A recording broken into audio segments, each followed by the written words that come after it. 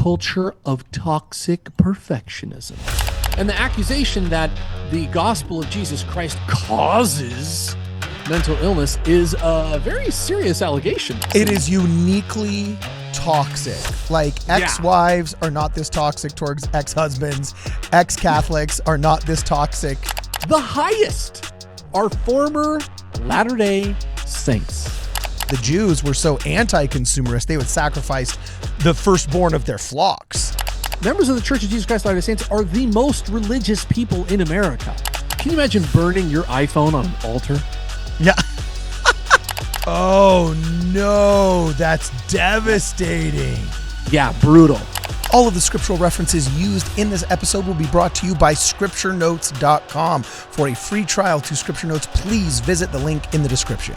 Welcome, ladies and gentlemen, back to Ward Radio. I'm your host, Cardin Ellis. Today I'm joined in the studio via Zoom by Jonah Barnes, the Associate Professor of All Things Apocryphal. Also, before we go any farther, I want to give a big shout out to a very generous viewer of the program, Stripling Boomer, he calls himself, or she calls himself, gave us a gift off the Amazon wish list that says, pencils are retro, but this sharpener is futuristic. Indeed, we needed a new sharpener for our pencils that we use to write most of our show notes here around the studio. And my old one broke here, as you can see, but we got this handy dandy new one. Thank you very much, Stripling Boomer. Let's continue. And we're going to be debunking a very common claim that the Church of Jesus Christ of Latter-day Saints, or membership therein amongst the Mormons, leads to toxic perfectionism. It's kind of one of those repeated tropes and sound bites, especially amongst kind of like the cry bully crowd, that we create, quote, a culture of toxic perfectionism. However, consistent with, I believe it's anti-Mormon rule 7 and 12, there's always a veneer of academia and lacks the verifiability thereof. And then they always accuse you of that which they are guilty of, woefully guilty of themselves. The mentally ill cry bullies are saying that we're the baddies. Meanwhile, you say there's this super interesting study that just came out that actually provides not a counterpoint, but evidence, proof, whatever word you want to choose, that being a member of our church actually makes you less toxically perfect? Is this just kind of like wordplay that you came up with, Jonah, or just let's dive right in. Tell us what's going on. A mix between Jonah and Broseph is Joseph. That's actually where the name Joseph comes from. Actually, yes, exactly. Is an abbreviation of Jonah Broseph, and it just shortened to Joseph. I dig, my man. Yeah. I dig. No, actually, so what we're bringing to the table now is data.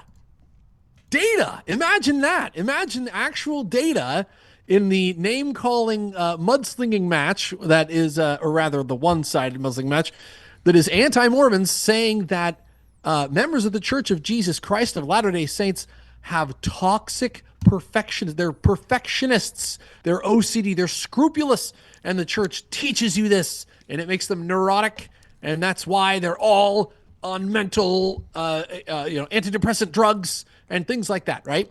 Well, and by the way, that's not to besmirch anybody that actually does have a legitimate problem. I've known people very, very close to me that have had crippling OCD, and scrupulosity is basically the religious manifestation thereof. And we're not saying that it does not exist, and we're not saying that people cannot fall victim to it, and that we are not indeed very vulnerable tabernacles of clay, but like this incessant trope that it's our fault, we cause it, that religion is harmful when indeed it's actually helpful. It needs to go, and it needs to be wholesale rejected. And it seems like that's what you're doing. So I'm sorry to interrupt. I just had to put that disclaimer in there. No, you're totally right. Look, anybody who suffers from mental health disorders knows that they're very serious. And the accusation that the gospel of Jesus Christ causes mental illness is a very serious allegation to lobby at the restored gospel of Jesus Christ. So one guy, Professor Justin Dyer, who's an education professor at Brigham Young University, said, there's got to be a way to measure this. And so he went, and now if Dr. Dyer, if you're listening to this, I'm going to butcher this, okay? Yeah. I was trying to sift through the research and figure out how you did this. So what he did is he looked at existing research, okay? Existing research that people had done. to categorize people by religiosity and these things, and to ask them, as far as I can tell, the methodology that they use is they don't ask people, hey, are you mentally ill? They don't do that. They say, do you exhibit this? How do you feel about that? They're testing the symptoms of scrupulosity and obsessive compulsive disorder, OCD. Okay, yeah, so they're yeah, not asking them if they have it or anything. They're just asking about the symptoms, and then they're saying if you score higher or lower on this, because it's a spectrum, then you are, you're 8 out of 10, or you're 6 out of 10 for scrupulosity or for this or whatever. And he took these existing data sets, and he said, well, I'm going to match these against other existing data sets.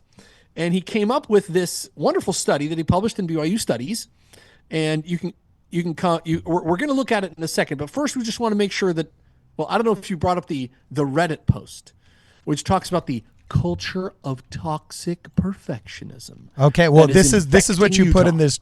I just have everything you put in the Discord right here. So here's the very, very first one, so that we can't be accused of not bringing the receipts, right? Right. So, we're accused of this all the time. We're accused that it causes toxic perfectionism. Why? Because the gospel of Jesus Christ expects a lot of people, and so maybe you'd kind of intuitively think, well, isn't it easier to just not care about anything and let go? And won't that be good for your mental health? I can't read these without getting frustrated. Look at this. I was at a social work conference in Utah last week. The speaker was talking about the fact that Utah is the 6th highest suicide rate in the country, when talking about possible explanations for why Utah's rate is so high, except for the obvious ones that they don't want to accept because they constantly do not indict the church. The only answers they will ever accept are the ones that indict the church. They will go around their palm in the back of their hand to spite their thumb, or whatever that phrase is. Okay. Yeah. They will go so far out of their way only to just say that it's got to be the church's fault. But anyway, she said something profound. She said one of the primary reasons is that, quote, we live in a culture of toxic perfectionism. Yes.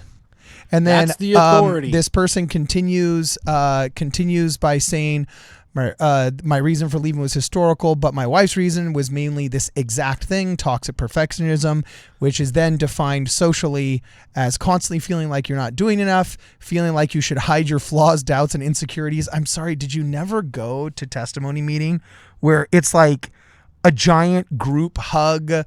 Like, it's one step away from a super awkward, what do you call those things? When people get around and say, like, hi, my name's Dale, and I'm a blank addict. Alcoholics Anonymous. Not a struggle session. Support group.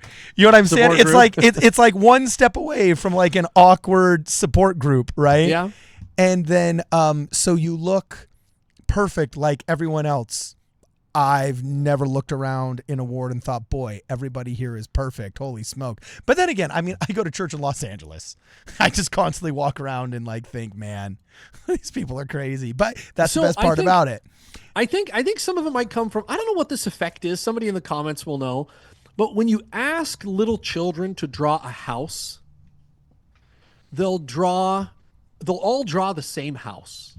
Really? Right? Even if it's a house that actually doesn't exist, that they've never seen, that they've never lived in, it'll be the same kind of block, roof, chimney, almost window, like an tree. Icon on a map. Yeah. Yeah, what it is, it's an archetype. It's this kind of, we all kind of say, oh yeah, that's what a house looks like, when really you've never seen a house that looks like that. But everybody just kind of has it in their subconscious. That Carl Jung talked about, these archetypes, right?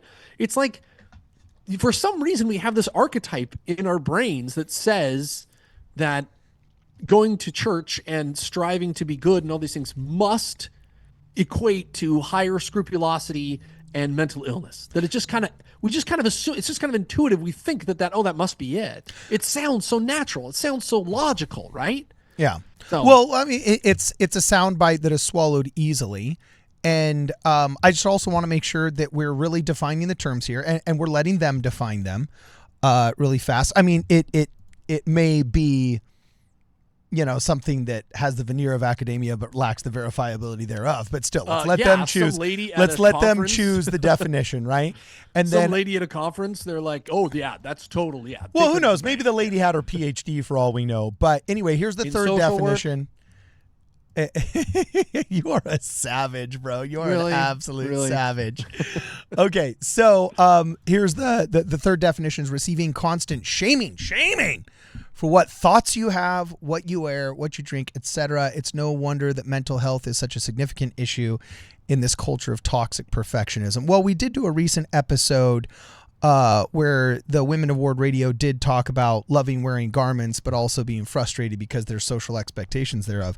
I think that's a far cry from utter shaming. In fact, if anything, many of them have said we need to bring back a little bit more shame to the church. You know what I'm saying? Like, it's got a little bit crazy out there in case you haven't been. Those people that you're like, yeah, I could use some shame over here. It's gotten a little bit dicey, right? So anyway, let's just assume and give everybody grace here, and the biggest benefit of the doubt that we can.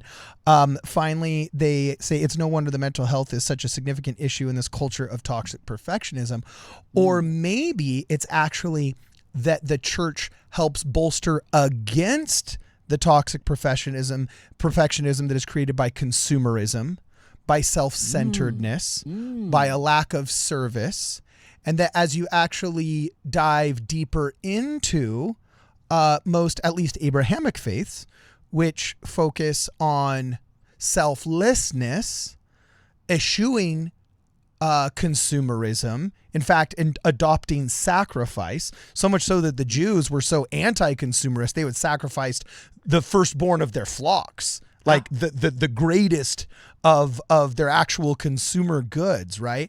So Can you imagine burning your iPhone on an altar? Yeah. Can you imagine that? The sacrifice?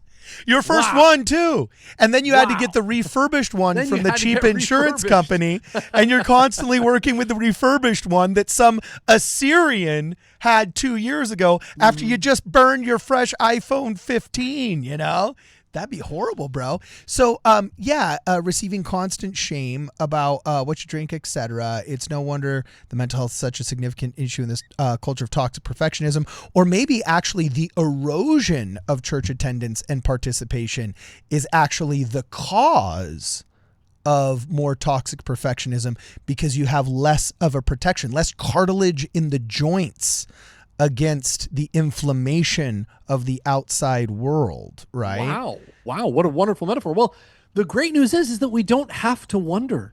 Oh, That's the great news, is that we actually have data. really? Everything you said sounds perfectly logical. But we don't have to wonder because Dr. Dyer went out and gathered the receipts. Okay. So in this study about religion and perfectionism, Dr. Dyer takes us through kind of the research that's been done before. Okay. And anybody can see this at BYU Studies, BYUstudies.byu.edu. Okay, rock on. The article, Michael A. Goodman, I think, was the other researcher. Michael A. Goodman.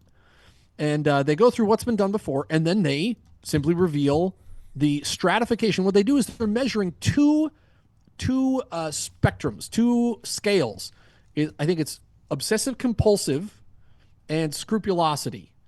And you can read about their methodologies if you'd like in the cross tabs, but those are the different scales that they measure, and they measure people on these, and then they say, okay, now how religious are you, and what denomination do you fit in? Wow. And the results are in this chart here. I put in the Discord card. Okay, got it. I thought this was fascinating. Starting at the very top, so to read this chart, you have of the two measures that are highly associated with mental health problems, obsessive compulsive disorder and scrupulosity. If you score high on both, then you're dark blue on the right, high. That's that right, the blue part of the row. If you're low, then it's the far left light blue, low on both. So if you're low on both, you're low. If you're higher and higher and higher on those two scales, kind of add them together. And so you can see that former other religions Okay. are actually the highest on both obsessive compulsive symptoms, and scrupulosity. Interesting. The highest are former Latter-day Saints. Oh no, that's devastating. Yeah, brutal. That is so bad. So like literally that's a fulfillment of scripture. They don't refute scripture. They only fulfill it. What is that scripture that said, once thou hast turnest away, we find out that you are even more hardened, and whatever that scripture says. Yeah. But like, Well, there's no way Joseph Joseph Smith could have seen this social phenomenon coming. Yes. Joe Smith said this. He said, once people leave the church, they become, frothing enemies of it. And so if you're formerly religious. By the way, good welcome to the Clip Club, where they want to make you look like a bunch of ex-Scientologists. You know what I'm saying? They just say anybody that left is just, what did you say, a frothing? No. I don't know what the quote is. But Joseph Smith said, it seems when people leave the church, they go crazy and they hate us. It is uniquely toxic. Like, ex-wives are not this toxic towards ex-husbands. Ex-Catholics are not this toxic towards church. Ex-Muslims. Yes. No, it's a uniquely toxic environment. Yes. Nothing quite like it. So if you're formerly religious, if you've left a religion, that is associated with the highest obsessive compulsive and scrupulous symptoms. The highest propensity towards mental health is associated with toxic perfectionism. Then if you're atheist or agnostic, that's also kind of high. Then you get a little bit better if you believe in God, but you don't have a religion. Then another religion outside of Christianity or Latter-day Saint is lower. Other Christians are pretty low. And the lowest, the religion, the category with the least amount of toxic perfectionism, boy, you're never going to guess, is Church of Jesus Christ of Latter-day Saints. Look at that, man. Yep. The lowest. They exhibited the least amount of symptoms associated with toxic perfection scales, obsessive compulsive disorder, and scrupulosity. Latter-day Saints. Wow. That is just incredible. Yeah, brutal. Latter-day Saints and other religions were statistically more likely to have low levels of toxic perfectionism, this is from the article, than atheists, agnostics, and former Latter-day Saints. Now, did they say like what it is uniquely about the Church of Jesus Christ of Latter-day Saints that makes it so that we have better mental health, less toxic perfectionism, or anything like that? I have my ideas myself, but did they explicitly state any? No, what he was trying to get at is young people, is why are mental health problems on the rise? And he states in the article, in his study, he says this is kind of the chicken and the egg, right? It's young people have no, but is it? Because chicken and the egg just insinuates time, but the environment doesn't change. And in the Church of Jesus Christ of Latter-day Saints, I swear we are the last institution on earth where you physically brush shoulders with each other and touch each other, shake each other's hand, and actually have a physical community. Social media has maintained some communities, but they're generally digital. What has meant to bring us together has actually separated us. And you look at the stats of grandparents, for example.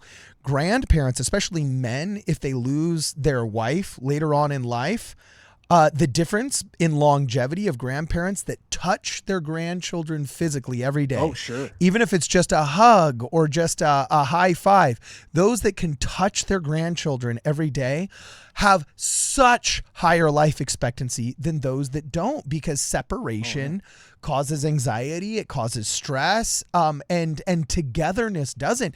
And despite all of its flaws, and on this show we talk about myriad flaws that the modern church has. Principal among them, the incompetence of the church office building. You know who you are, but we'll talk, but you're too lazy to call.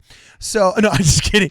But despite the church's myriad problems, one of them that it does very well is eschew all other identities except for those of children of God, push those to the forefront, and then incentivize people to act upon those most noble aspirations and those most noble identities first and foremost to everything else.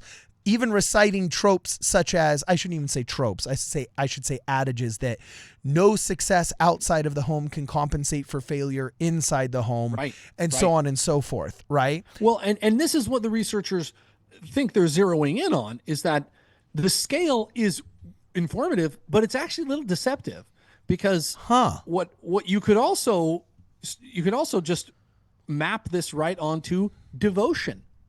How devoted are you to a community, a church, a faith larger than yourself, an idea larger than yourself or your family? You could map it right on there. Remember, members of the Church of Jesus Christ of Latter-day Saints are the most religious people in America. They attend church the longest, the most frequently. Even more than Orthodox devoted. Jews? Yes. Remember, we did this episode. They're the most. Oh yeah, in terms of hours, because we got the Tuesday night and then we got the Thursday night. But it has to be in the same ballpark though, bro. Dude, sure. Go like tonight. It's Friday night. Okay? Tonight, go to Westwood in Los Angeles. Go to Brentwood. Go to Wilshire Boulevard. Some of the biggest things. This is Ben Shapiro territory. All right. You know what I'm saying? Like, just, you will see devotion like you ain't never seen since you hung out in Brooklyn Heights, you know? But Shabbat is its own 24 hours. And I guess you could say, I don't know, the church is really divested from the amount of time spent at the church. I guess I would need to know the definition of how they measure devotion, because that surprises me. But anyway, keep going. We did this with Devin G. Pope. Go back and watch that episode. Devin G. Pope. Okay. He is a ice in his veins economist. Okay. Who looked at cell phone data to determine who were the most I forgot. devoted in their religion. Yes, you're right. Latter-day Saints blew everybody away. They are legit religious. Yeah, I remember that episode. So you Good job, could Jonah. map this on that. You could kind of say, well, is it their faith in particular, or is it just that they're devoted to a community, to family? That's another thing they say, is that family's huge for mental health. Yeah. And so if you're a former Latter-day Saint who has told your whole family that they're evil and you never want to speak to them again, you know, and you've run away. Which is really only the cry bully version. Yeah, exactly. Yeah, then, okay, you can expect that's going to be associated with some mental health problems. The same thing with any former religion. Remember, you're leaving the faith of your family, and that by itself is going to kind of hurt your community and your sense of belonging, and, you know, so that's going to kind of hurt. But what they found is the complete opposite of the stereotype. That the more religious you are, and if you're a Latter-day Saint, you are far less likely to have symptoms associated with toxic perfectionism. Debunked. Wow. It is not true. The opposite is true. This is incredible. So any other finer granular details of like things we could augment to maybe even improve the mental health of members of the church? Yes. Yes. So to keep doing what we do well, like half of life is trying to improve the things that you suck at, but the other half of life and success in life is augmenting the things you're good at, right? How would we augment this? So they said, this is farther down in the study, right around page 28. He says, this research suggests that people who regularly watch ward radio have a greater propensity towards more solid mental health. And it says, in contrast, among Latter-day Saints, those who regularly watch or listen to Faith Matters have lower mental health. I'm just reading the article. I'm just reading what Dr. Goodman has said. Okay. I was going to say Dr. Goodman seems to be a big fan here. Wow. And then percentage of disaffiliation by levels of perfection between 14 and 18 years old, which is obviously a prime time for mental illness to sit in. Man, there are some serious graphs and flowcharts. I know you're a big fan of graphs and flowcharts, my man.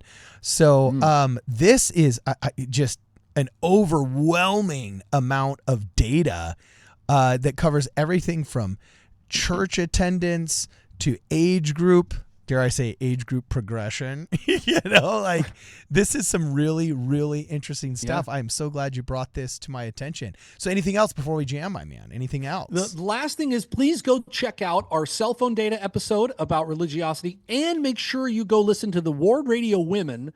They discussed one particular anti-Mormon, Belissa Schmenbel, who is who has high scrupulosity. She has severe mental health problems and puts herself up as an apostle of leading people away from that horrible, toxic church. And the irony could not be thicker. But our girls did a great job dissecting her biography and talking about how it's quite the opposite with toxic perfectionism. Go check them out and go to church. Call your mom. Get involved with the church. It's better for your mental health, if nothing else. Also, it happens to be true. So that's always a fringe benefit. That's some fringe of benefit. The cohesive gel that keeps the social fabric together, right? Right. One more reminder here. Thank you very much to our dear friend and listener, Stripling Boomer, who just gifted us, as we said previously, For Brittany the Shadow. Keep it charged and in the studio. No, I got the wrong one. Sorry, we got 2 gifts off our Amazon wish list here, and I'm doing the shout out for the wrong one. They buy her a charge cord? Yeah, they bought her a power bank. Yes, we have 2 different gifts that came in today. A power bank, which literally says, For Brittany the Shadow, keep it charged in the studio. So now Brittany the Shadow has a power bank that she'll be using No excuse, Brittany. On the next live stream. Also, a gift for you. It says, pencils are retro, but this sharpener is futuristic. I actually, my regular pencil sharpener broke that I use to take a lot of my notes around the studio. So I put up a pencil sharpener on the wish list. And This thing is awesome. The Amazon Basics pencil sharpener. I mean, this is one of those ones where you could like stab your friend and like it would do some serious damage.